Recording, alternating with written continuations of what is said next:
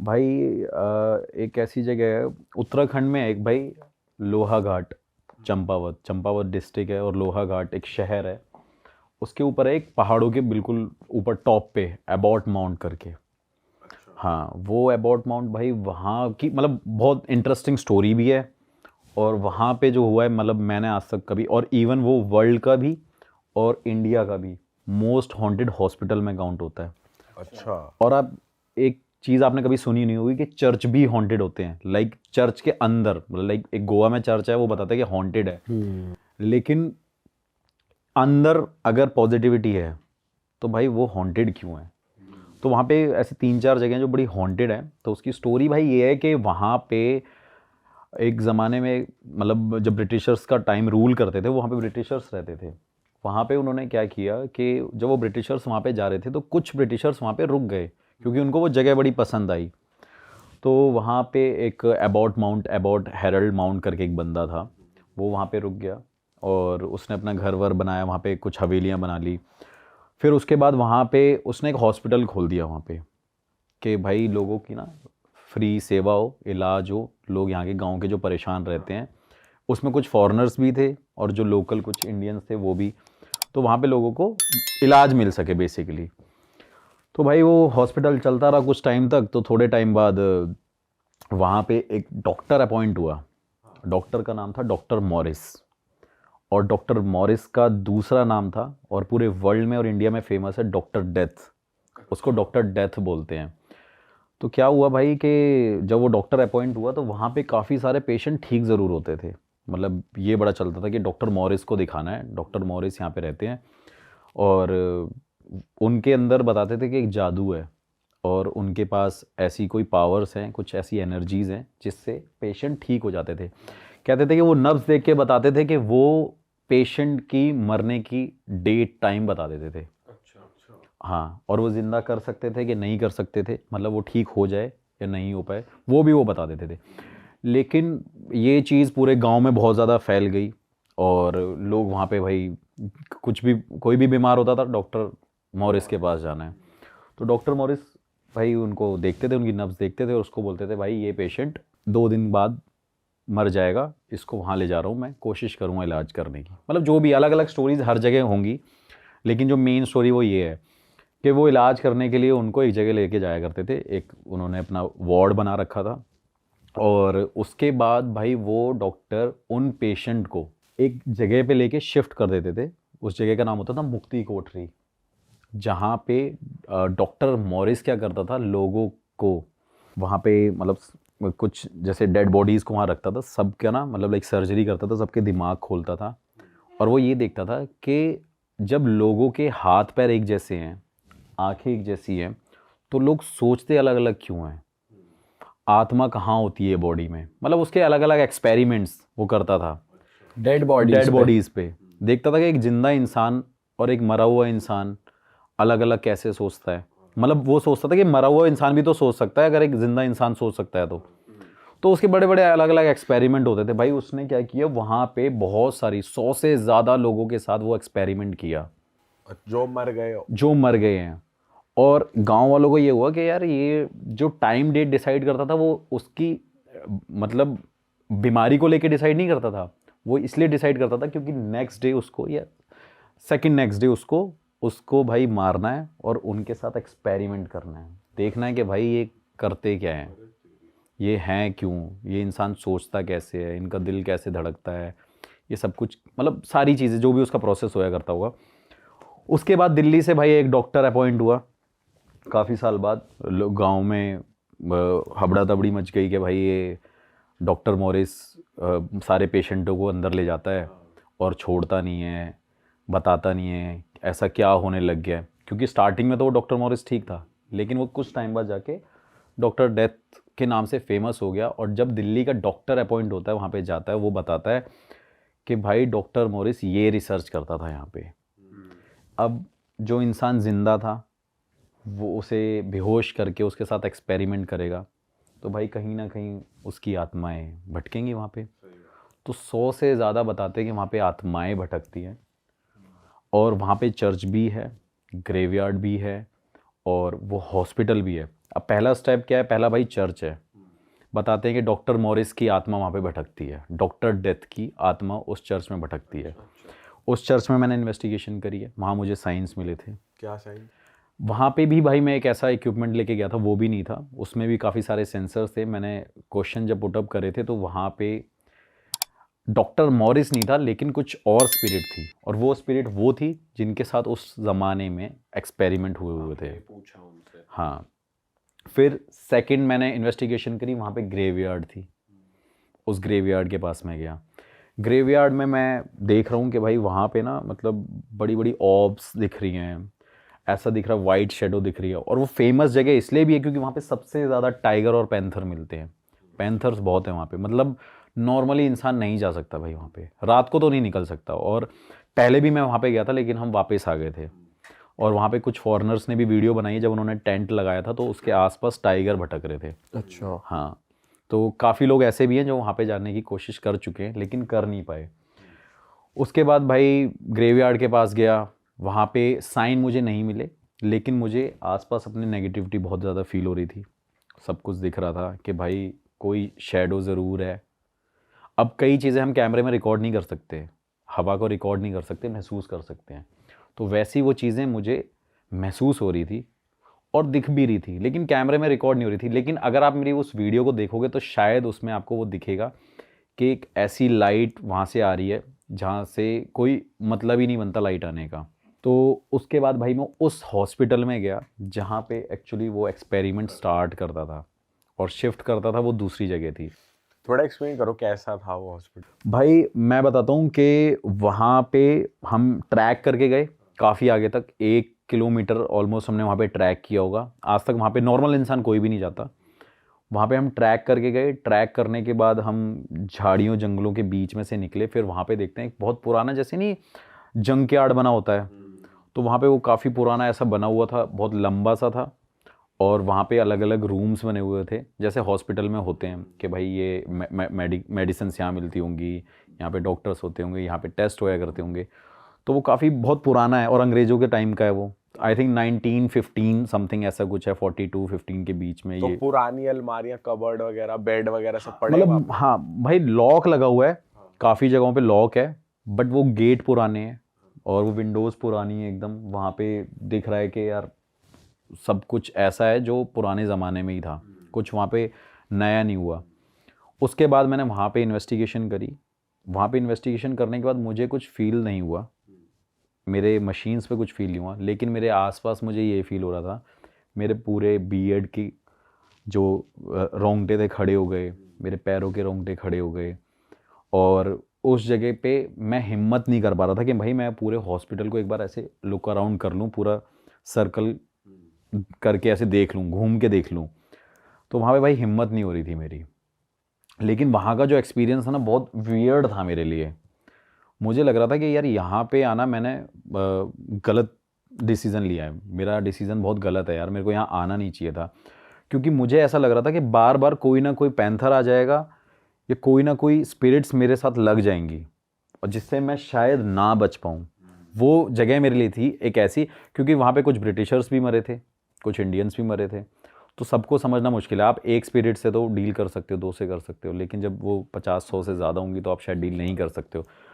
तो उस हॉस्पिटल के बाद मैं मुक्ति कोठरी में गया, लेकिन अब वो मुक्ति कोठरी एक जगह है जो वो प्राइवेट प्रॉपर्टीज़ बन गई हैं, उसको मतलब लोगों ने ले लिया है, हायर कर लिया है। वहाँ पे बड़ी बड़ी अच्छी अच्छी कोठीज़ बनी हुई हैं, लेकिन अब तक उस जगह पे कोई नहीं जाता, ना ही किसी की हिम्मत होती है। जिनकी प्रॉपर्टीज है वो तो रहते होंगे। हाँ भाई, वो हॉस्पिटल वाला एरिया काफ़ी दूर है, वो मुक्ति कोठरी दूर है, चर्च थोड़ा सा पीछे आगे की तरफ है, मतलब ऐसे स्टेप बाय स्टेप है।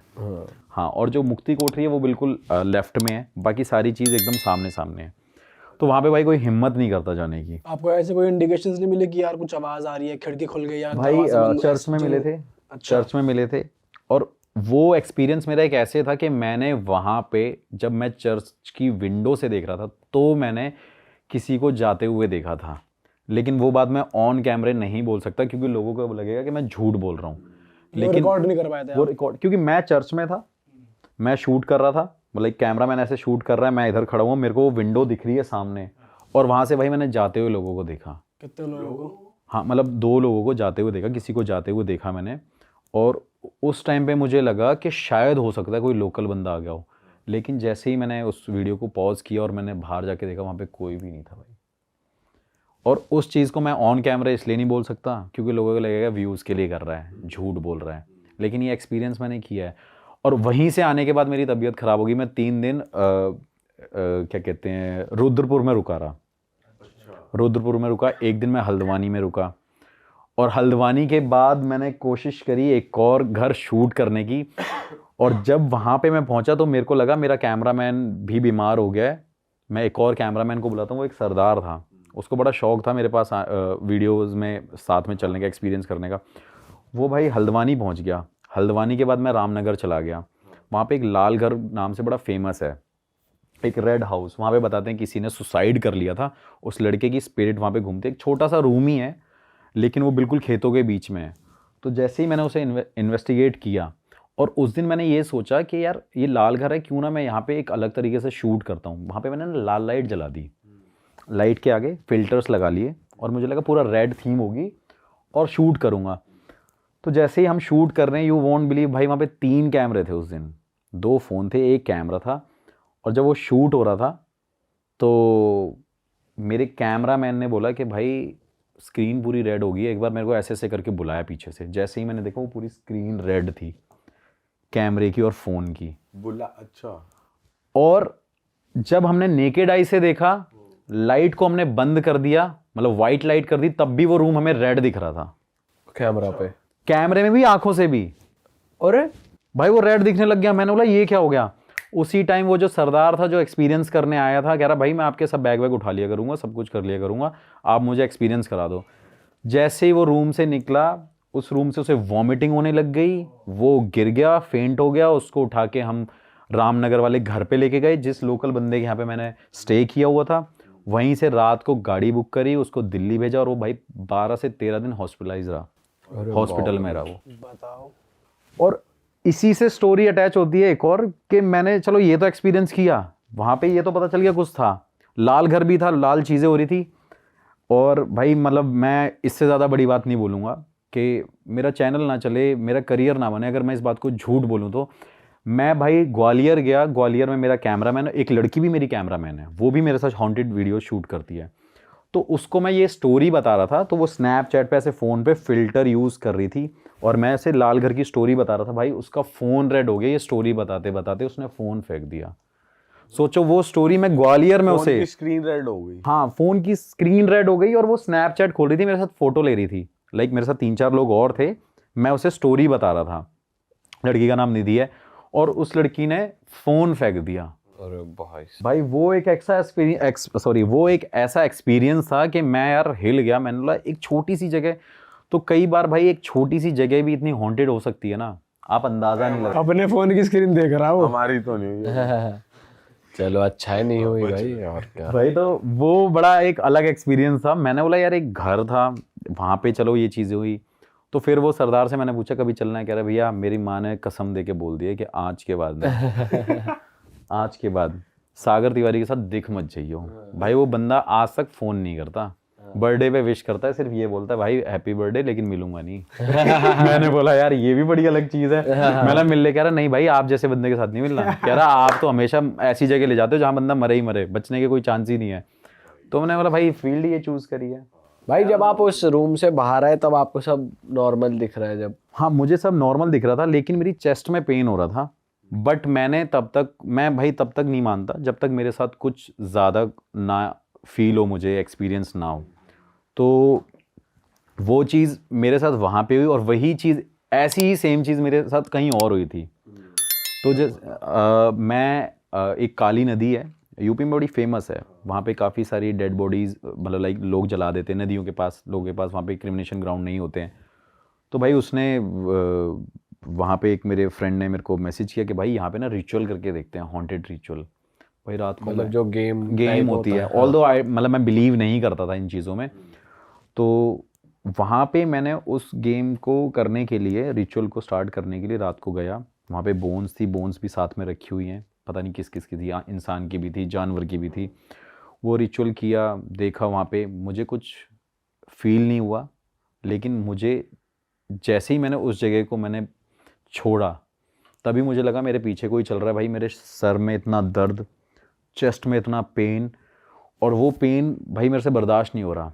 और मेरे होम टाउन के पास ही है, 12-13 किलोमीटर दूर था, तो वो मेरे से पेन बर्दाश्त नहीं हुआ। मैं अपने घर पे जाके सो गया। अब मेरे पास घर पे थे 4 लड़के, तो एक मेरा कैमरामैन था, एक भाई मैं अपना शेफ़ लेके गया था क्योंकि मेरे घर में कोई रहता नहीं। ऑल्दो मेरा खुद का घर हॉन्टेड है, वैसे तो वो बहुत बड़ा कोठी सी है, तो वहाँ पे कोई रहता नहीं है, तो वो वहाँ पे था। एक मेरे गांव का लोकल बंदा था। रात को भाई हम सो रहे, जैसे ही मतलब लाइक गांव में हमारी खाटे, जो हम खाटों पे सोते हैं, तो खाटे थी भाई। 2 बंदे रूम में सो रहे थे, 2 बंदे बाहर सो रहे थे। तो मैं फ़ोन चला रहा था, मेरे एक फ्रेंड का फ़ोन आ रखा था यूएस से, मैं उससे वीडियो कॉल पे बातें कर रहा था शूट करने के 3 बजे के अराउंड। तो भाई जैसे ही मैं वहाँ पे शूट कर रहा था, तो नहीं, जैसे ही मैं उससे बात कर रहा था वीडियो कॉल पे, तो उसी टाइम पे मेरा कैमरामैन मेरे को कह रहा कि सर कुछ आवाज़ आ रही है आपको? मैंने कहा नहीं। फिर मैंने सुना, मैंने हाँ कुछ आवाज़ आई जा रही है। मैंने एकदम अपने फ्रेंड का फ़ोन काटा, मैंने तू फ़ोन काट भाई, मैं 1 मिनट देखता हूँ, कुछ आवाज़ आई जा रही है। और मेरा घर भी ऐसा है बिल्कुल कोने में है, मतलब उसके बाद सिर्फ हमारे फार्म्स हैं। क्या आवाज आ रही थी? मतलब जैसे कोई ऐसे नहीं, आप मतलब आपको कोई ना कोई नॉक कर रहा है, तो मुझे लगा हो सकता है मेरी विंडो, शायद कोई विंडो खुली रह गई हो, कुछ इस वजह से आवाज़ आ रही हो। रैंडम आवाज़। हाँ, रैंडम आवाज़ हो। फिर उसके बाद उसने दोबारा बोला कि आवाज़ आ रही है। मैंने कहा यार चल एक बार देखते हैं। तो भाई जैसे ही मैंने अपनी खटिया छोड़ी, खटिया छोड़ने के बाद मैं गया विंडोज़ को सारी चेक करने, अपने पूरे घर में घूमा। मेरे घर में अकेले घूमने में बंदे की फट जाए ऐसा है वो घर। हाँ, तो जैसे ही उसको छोड़ा कि भाई तू भी जाके चेक करके आ, मैं भी चेक कर लेता हूँ, देखा सब नॉर्मल है। जब मैं सोने लग गया, वो बंदा सोने लग गया, तो तीसरा बंदा जो बाहर बैठा हुआ था वो कह रहा है कि सागर भाई कोई यहाँ पे है। मतलब क्या हुआ? कह रहा मेरे आसपास से कोई घूम रहा है, कोई बार बार मेरे को टैप करे जा रहा है। मैंने बोला यार ये क्या बात हुई? अब यार एक बंदा झूठ बोल सकता है, मैं भी शायद उसको डराने के लिए झूठ बोल सकता हूँ, लेकिन तीसरा बंदा भी आके मेरे को बोल रहा है। फिर तीसरा बंदा भाई मेरे पास ही आके मेरे पास ही सो गया। फिर बचा गांव वाला बंदा। अब गांव वाले बंदे बताते हैं बड़े स्ट्रांग होते हैं, कहते हैं कि गांव का बंदा डरता नहीं है, लेकिन ऐसा तो बिल्कुल भी नहीं है। गांव के बंदे तो सबसे ज़्यादा डरते हैं। वो गांव का बंदा रात को आया, उसने छूटते ही, हम उठ नहीं रहे थे, सो गए, उस बंदे ने हमारे ऊपर पानी डाल दिया कि भैया यहाँ पे कुछ है, ऊपर छत पे औरत चल रही है, मैंने परछाई देखी है, छन छन की आवाज़ आई जा रही है। जैसे ही भाई मैंने देखा, मैंने बोला यार, मैंने तू पानी क्यों डाला? मैंने उसको सुनाई थोड़ी सी। उसके बाद उसने मेरे को बोला कि नहीं भाई आप देखो एक बार चल के। भाई ऐसे भी तो उठा सकता था भाई। अरे भाई हम उठ नहीं रहे होंगे ना, क्योंकि टायर्ड हो गए थे, शूट करके आए थे, वो करके आए थे, रिचुअल करके आए थे हॉन्टेड जगह से। भाई रिचुअल के बारे में भी बताना इसके बाद कि क्या था। गांव वालों को ये नहीं पता होता ना भाई कैसे कैसे किसको ट्रीट करना है। गांव वाला बंदा तो अपने तरीके से सोचता है। नहीं उठ रहा आने दो, ये ले मग्गा। अब कई गांव के बंदे ऐसे भी बुलाते हैं भाई, नहीं सामने वाला सुन रहा, पीछे से पत्थर फेंक देते हैं, हाँ भाई सुन ले, आवाज मार रहे थे। तो वो बंदे ने थोड़ा सा ऐसे पानी लेके पानी फेंक दिया। अब भाई पूरे घर में ढूंढा, कुछ नहीं हो रहा। उस टाइम पे मेरे साथ क्या हुआ कि उस गांव वाले बंदे ने मेरे को बोला कि हमारे गांव में ये माना जाता है कि अगर आपके घर के आसपास चुड़ैल है और घूम रही है। उसने क्या किया, हमारी सारी स्लीपर्स ली और सारी उल्टी करके रख दी। मैंने इसका मतलब क्या है? तब मैं ये इन्वेस्टिगेशन करता था। कह रहा इससे कहा जाता है कि भाई जब चप्पलें उल्टी कर देते तो कोई नेगेटिविटी आसपास नहीं घूमती। मैंने कहा ये तो बड़ा अलग लॉजिक है यार। मैंने कहा चल करके देख ले। उसने भाई करके देखा। भाई वैसे तो उल्टा कहा जाता है कि भाई चप्पल उल्टी नहीं सीधी कर दिया करो जब भी उल्टी होती है। ये नॉर्मली घर पे कहा जाता है। वो अपशगुन कहा जाता है अक्सर कि अगर उल्टी चप्पल है तो वो अपशगुन है। वो अपशगुन हो जाता है। लेकिन भाई वो अपशगुन को उसने और ज़्यादा कर दिया। तो उसने चारों की चप्पलें उल्टी कर दी है। तो भाई जैसे उसने वो किया, थोड़ी देर बाद हम सो गए। लेकिन सोने के बाद मुझे रात को सपना आया, मेरा कैमरामैन भी जानता है मेरे को, मतलब ये 3 चीज़ें एक साथ मेरे साथ हो रही हैं कि मैं रात को सोया हूँ, मैंने उसी टाइम पे एक सपना देखा है कि एक लेडी है जो मेरा पैर पकड़ के मुझे खींच के ले जा रही है। और जैसे ही मैं उस टाइम पे उठा हूँ 4 बजे, मेरी बॉडी में पेन हो रहा है, मेरे पैरों में भी पेन हो रहा है। तो मुझे लगा बुरा सपना होगा भाई। तो जैसे ही उस सपने को देखने के बाद वो मॉर्निंग पूरी होती है, हम उठते हैं, मैं ट्यूबवेल पे नहाने जाता हूँ। ट्यूबवेल पे जब नहाने पहुँचता हूँ तो मेरा कैमरामैन बोलता है भाई आपके पैरों में, आपके काफ के पास फिंगर के प्रिंट कैसे हैं? मैं भाई क्या बात ऐसे कर रहे देखता हो? हूँ भाई कि मतलब ये चीज़ ना, कुछ ऐसी चीज़ें जो मैं भूल जाता हूँ, या कुछ ऐसा हो जाता है और ना ही मैं बता सकता हूँ, क्योंकि भाई मैं बताऊंगा बंदा बोल दे भाई झूठ बोल रहा है। भाई फिंगर के प्रिंट्स मेरी काफ पे थे और 5 दिन तो मैं गांव में था। ऐसा भी कोई नहीं कह सकता भाई कि कोई लड़की ने पैर मार हाथ मार दिया हो किसी लड़की ने टांगे पकड़ ली हो मेरी। तो भाई मैंने देखा, मैंने लगा क्या यार ये हुआ क्या है। फिर अगले दिन सुबह सुबह गांव वाले से पूछा, उन्होंने बोला ये जो तेरे घर के साथ में इतना बड़ा पेड़ है ना, इस पे ही चुड़ैल घूमती है, यहाँ पे एक औरत ने सुसाइड कर लिया था गांव में, अपने आप को लटका लिया था। तो मैंने यार आपने आज तक बात नहीं बताई है। फिर वो कहते हैं यार ये तो सबको पता है, हमें लगा तुझे पता होगी। तो मेरा उसकी जो डालियाँ हैं वो मेरे छत के ऊपर आती हैं, तो मुझे लगा हो सकता है भाई ये ऐसी चीज़ें हो। और वो पेड़ का, पीपल का पेड़ है ऐसा? भाई वो नीम का पेड़ है, और वहाँ पे भी मतलब वहाँ पे भी कुछ ना कुछ लोग पूजा वूजा करके रखते हैं। मुझे नहीं पता था ये लोग पूजा क्यों करते हैं, मेरे को लगा होगा भाई यहाँ पे गांव वाले करते होंगे पूजा। लेकिन कोई भी दिवाली होली कुछ भी ऐसी टाइम पे लोग वहाँ पे पूजा करते हैं, सिंदूर लगाते हैं और चूड़ियाँ वूड़ियाँ रखते हैं। तो मुझे लगा, फिर मेरे को उन्होंने बताया कि भाई हम उसको शांत करने के लिए लगाते हैं। मैंने बोला मुझे क्यों नहीं बताया यार, मैं ठीक करता इसको। तो कहते नहीं भैया ये किसी के काबू में नहीं आती। भाई आप ये भी तो बता रहे थे कि आपकी फैमिली में भी कुछ था। अच्छा हाँ, भाई मतलब उससे पहले मैं थोड़ा जानना चाहता हूँ, रिचुअल में क्या करा था आपने हड्डी वड्डी से? भाई ऐसे हड्डियाँ रख दी थी, लेमन रख दिए थे, सिंदूर रख दिया था, और कुछ मंत्र थे जो मुझे याद नहीं है, संस्कृत में मंत्र थे। उससे बताते हैं कि स्पिरिट आपके आसपास आ जाती है और आपको वो फील कराएगी कि आपके बिल्कुल आसपास है, साथ में, और आपको टच करेगी वो, पर हार्म नहीं करेगी। पर हार्म नहीं करेगी। लेकिन क्या पता भाई कोई कर भी सकती है कोई कर भी नेगेटिव। सकती है। ज्यादा लेकिन ताकतवर है। हाँ, लेकिन भाई मैं हमेशा से यही बोलता हूँ कि स्पिरिचुअली मैं इतना ज़्यादा स्ट्रांग हूँ ना कि मैं इतनी लोकेशंस पे गया हूँ। शुरू में मान सकता हूँ मेरे साथ 1-2 चीज़ें हुई, लेकिन आज तक टचवुड ऐसी चीज़ें मेरे साथ कभी भी नहीं हुई। और मैं किसी के पास जाता भी हूँ तब भी उनको पॉजिटिविटी फील होती है कि भाई ये बंदा बड़ा पॉजिटिव है, ये है वो है। क्योंकि मैं सब टेक्निकली नहीं देखता भाई, टेक्निकली तो सब देख रहे हैं, टेक्निकली सब सारी प्रॉब्लम सॉल्व कर रहे हैं। अब मैं जाऊंगा, कुछ फेक मशीन्स भी हो सकती हैं कि भाई टेक्निकली लोग बता देते हैं आपके घर में भूत है, वीडियोस भी बना लेते हैं, क्योंकि सेंसर के आप पास से हाथ हिला दोगे तो भी भाई सेंसर चलने लग जाता है। हम भाई स्पिरिचुअली बहुत ज़्यादा चीज़ें उस चीज़ को देखते हैं। अरे वाह, आपने ये वीडियो यहाँ तक देख ली भाई, तुमने हमारी मेहनत सफल कर दिया। तुम ही लोग हो असली रियल हिट।